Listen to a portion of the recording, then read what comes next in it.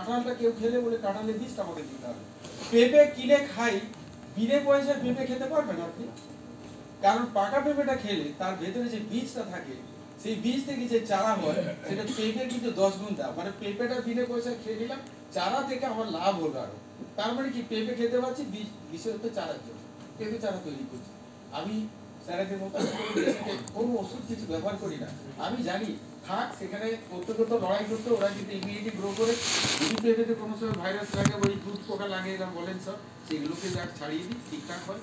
তুলসী গাছ আছে, অনেক রকম ভ্যারাইটি আছে, সেরকম করে আমার প্রচুর কিন্তু আছে। আপনারা ভাবতে পারেন একটা টবে পান চাষ করা যায়, কেউ ভাবতে পারে? স্যারের বলবেন এই তো পান, তো পানের বড় যে হয়, টবে কি করে হবে? আমি টবে পান চাষ করেছি, ভিডিও দিয়েছে আমার একটা ইয়ে আছে, অ্যাকোয়াকালচার ডায়েরি। স্যার বলেছেন সিইং ইজ বিলিভিং। ওই জায়গায় দেখবেন একটা টব থেকে অন্তত 200 থেকে 300 পান হলো। তার থেকে লাভ কোনটা হলো? কারণ পান একটা বাড়িতে করলে আপনারা পান কিনতে হবে না। ঠাকুর দেবতায় আমাদের পুজোতে একটা করে পান দেয়, 5 টাকা আনতে হবে, মুখে যাবে। এইবারে পানটাকে আমি কি করলাম, মাছের চাষে জুড়লাম। মাছের পানের ভেতরে ইমিউনো সিমুলেন্ট যে যেটা থাকে, ওটা মাছকে যখন দেওয়া হচ্ছে, কোনো জায়গায় যদি পানের পাতা ফেলে দেয়, সেই জায়গায় মাছের ওই বাচ্চাগুলো রোগ আসবে না। অ্যাকোরিয়ামে একটা পান পাতা দেন, সেখানে রোগ আসবে না। তাকে জুস করে দিয়ে দিলে সেখানে কিন্তু ওই যে মাইক্রো অর্গানিজমগুলো ক্লিন করার সেটা আছে, অ্যান্টিব্যাকটেরিয়াল, অ্যান্টিফাঙ্গাল সেটা রয়েছে। পানটা থেকে এবার অর্থকরী দিকটা কি করে দেখলাম? শুধু ঠাকুর পূজা করলে তো হবে না, তাহলে তাকে দেখাতে হবে দিশা। পানের চারা কাটলাম, পান ডাইরেক্ট সোয়িং করলে হয়, আমি কিন্তু চারা তৈরি করলাম কাপে। এই যে এগুলো যেগুলো ওই প্লাস্টিকের কাপে খাওয়ার করে ফেলে দেন, আর সেরকম কোটে আমি 200 একটা টব থেকে 200 চারা তৈরি করেছি। সেবারে বিভিন্ন জনকে দিয়েছি। আমি সেটা আজকে দেবো স্যার, আমি আপনাকে পান দেবো। আর পান তো এইবারে কি হচ্ছে, এবং এইটা প্রত্যেকটা আমি কনসেপ্টটা বলেছিলাম, অনাথ শিশু উদ্ভিদের পরিচর্যা। আমরা তো অনেক সেমিনার করি, আলোচনা করি, পঞ্চায়েত করে, স্যারেরা করেন, আমরা করি। আমরা নিজে কি গাছ লাগাই? গাছ লাগানোর পরে সেই গাছটা কি থাকে? আমি কিন্তু গাছ লাগাই, গাছের ওই যে শিশু উদ্ভিদ যত মানে গড়িয়া অঞ্চলে অত 2-3 কিলোমিটার রেডিয়াসে কোনো একটা বীজ পড়ে নষ্ট হবে তা করি না, ওটাকে তুলে নিয়ে চারা করে চারা করছি। আমার কিন্তু একটা পয়সাও লাগছে না, উল্টে প্লাস্টিকেরটা ব্যবহার হচ্ছে, সেই জন্য সেখানে পলিউশনটা কম হচ্ছে। আমরা সেখানে চারিদিকে কোনো ফ্ল্যাট হয়েছে, একটা ফ্ল্যাটে 376টা ফ্ল্যাট আছে, একটা গাছ লাগাই, আইন অনেক কিছু আছে। আমি অক্সিজেন দিচ্ছি, তাহলে অক্সিজেন পাচ্ছি। ওখানে ওই বাগানটাতে মৌমাছি এসে বাসা করছে, সেখান থেকে দেখছি তা এরকম করতে করতে দেখা যাচ্ছে ওই জায়গাটাতে পুরো আমি ফুলের গাছ লাগিয়েছি। সেসব মানে কাহিনী বলতে গেলে আমার পুরো জীবনটাই কাহিনী। সেটা কিরকম, লোকে আমার ঘরের সামনে দিয়ে ওই রাস্তায় ওঠার জন্য 100-150 ফুট জায়গায় দু সাইডে লোকে সব রকম টয়লেট বাথরুম সব করতো। আটকাবো কি করে? লোকের সঙ্গে লড়াই করতে পারবো না, আমার কাঁচের ঘর ঢিল করে ভেঙে দেবে। আমি করলাম কি, প্রথমে লাগালাম কি, একটাকে ভয় দেখানোর জন্য গগন মিলিয়া লাগালাম, হলো সেটা একটা হলো কাঁটাতে আটকানো। পরে যেটা লাগালাম তাও দেখি মানে ইউরিন এটা বন্ধ হচ্ছে না, আমি পুরো তুলসী গাছ লাগিয়ে দিলাম। তখনই একজন যে একটু ড্রিঙ্ক করে, সে এসে বলছে, দাদা আপনি বহুত চালু আছেন। বলছে কেন? বলছে এই যা করে দিলেন এর তো আর কিছুই করা যাবে না, তুলসী গাছ লাগিয়ে দিয়েছে, পুরো তুলসীর বাগান করে দিয়েছি। সেখানে পুরো জায়গাটাতে পুরো জবা গাছ লাগিয়েছি। জবার ডাল থেকে কত প্রপাগেট করা যায়, সবাই ফুল তুলে নিয়ে যাচ্ছে। অন্তত আমার 1000 ফুল গাছ আছে আমার সবগুলো জায়গা নেই, পুকুর পাড়া রাস্তা। এই যে উনি বললেন জবার গাছ অনেকের হোমস্টেতে আছে, যারা ঠিক আরবান এলাকার কাছাকাছি থাকে, প্রত্যেক দিনের ফুল এইটুকু করে 10 টাকা করে দুটো ফুল আর বেলের পাতা, এইটা কিন্তু একটা বড় জায়গা।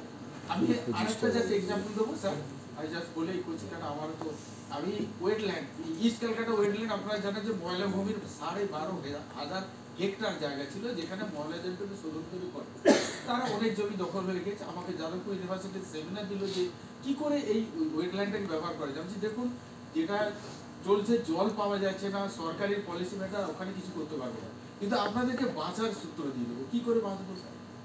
আমি তোমাদের গুগলি হয় বেলামাইয়া বেঙ্গলেন্সের, যেটাকে আমরা ইয়ে বলি, সেই এখন 400 টাকা কিলো পুকুরের ওই যে সাইড গুলোতে, ড্রেনের সাইডে প্রচুর থানকুনি হয়, থানকুনির পাতা কলকাতা শহরে নিয়ে যান, মার্কেটিং করুন। ওখানে হেলেন চা হয়, সেটা করুন। আপনি গিমে হয়, সেটা করুন।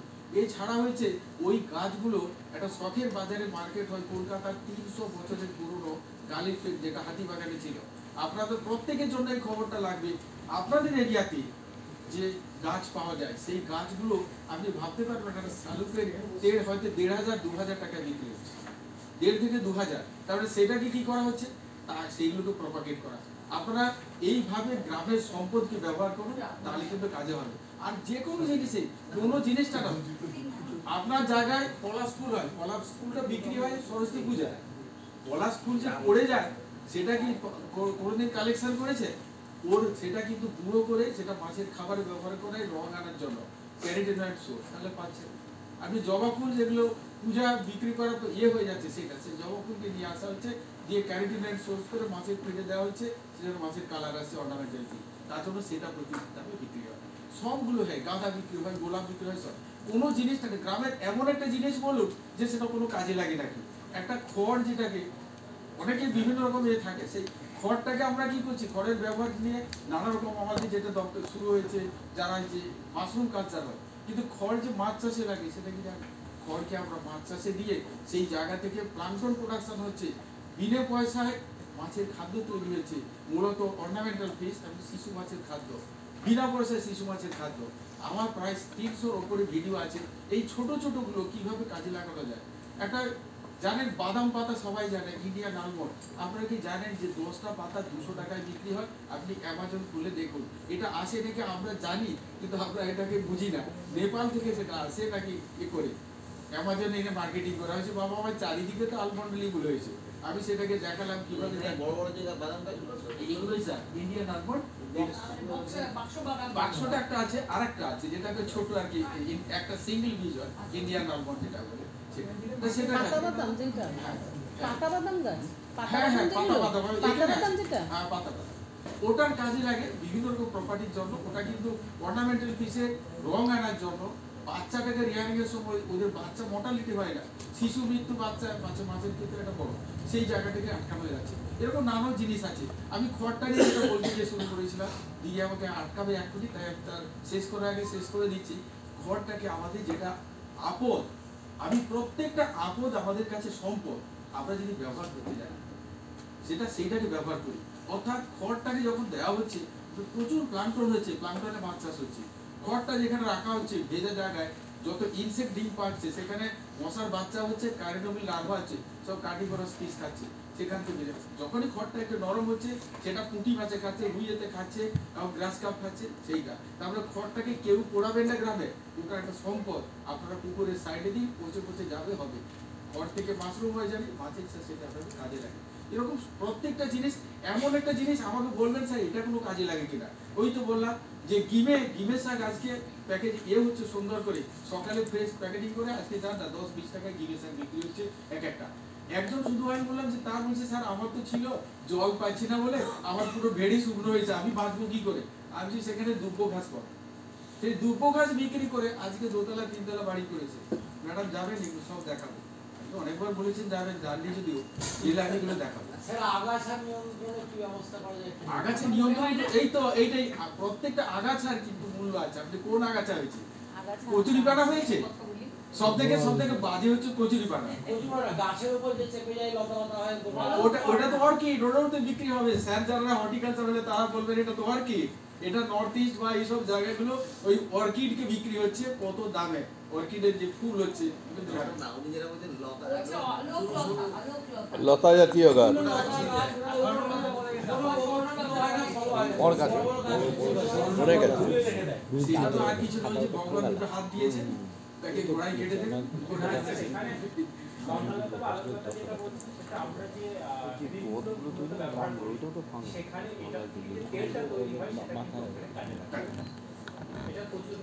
প্রচুর ভ্যালু, প্রত্যেকটা উইড আজকে বিক্রি হচ্ছে, প্রত্যেকটা জলে যে শালুকের ফুলটা 1.5 থেকে 2,000 টাকায় বিক্রি হয়, কেউ ভাবতে পারবে?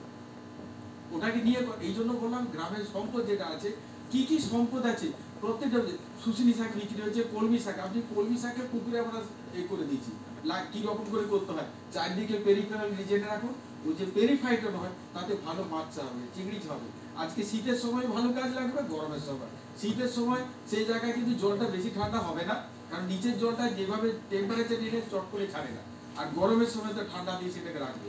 চোর সহজে চুরি করতে পারবে না। অ্যাজোলাও তো- তাহলে অনেকগুলো কাজে লাগে। অ্যাজোলাও তো সেরকম। অ্যাজোলাও তাই, অ্যাজোলাকে যেন প্রত্যেকটা গ্রামের সব সম্পদগুলোকে আমার মনে হয় যতগুলো ব্যবসায়িক প্ল্যান, টাকা দেওয়া প্ল্যান করছেন তার থেকে আগে গ্রামের সম্পদটাকে ভাবুন, সেটা নিয়ে কাজ করুন, মনে হয় ভালো হবে। আর আমি সবসময় যে কোনো আমি এই কিন্তু শুরু করেছিলাম, আমি কিন্তু মাছের লোক, কিন্তু মাছ করতে গিয়ে গাছ ছাড়া মাছ হবে না, সেই জন্য দিয়েছি গাছ লাগান, পরিবেশকে ঠিক রাখুন, তাহলে মাছ ভালো থাকবে। এইভাবে গল্পটাকে নিয়ে গল্পের গরুকে কিভাবে গাছে চড়াতে হয়, মাছ চাষ করতে হয়, চাষিকে সবাই কিন্তু পুকুরের পরে গাছ লাগানো হয়।